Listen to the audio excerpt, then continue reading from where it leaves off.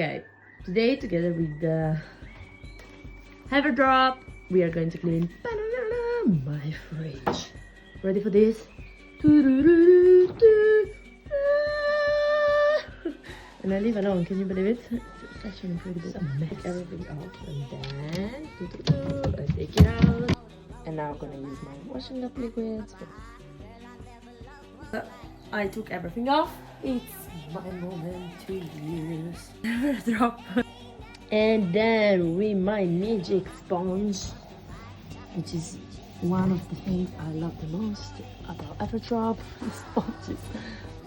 Okay, once it looks like this, shining and clean, I'm gonna put back on my shelves. And my fridge is completely clean. It's time to fill it up. Leave here for the vegetable compartment a nice towel so everything stays dry and nice. Let's do one of these very Instagrammable things. And ta-da! My fridge is clean. It's there. Thanks to Everdrop and myself, of course. I also wanted to tell something about the temperature of the fridge, which I believe it's always a little bit of unknown habit of life. I try to keep it always on 4 degrees. Normally with fridges, more the number is high, more is cold.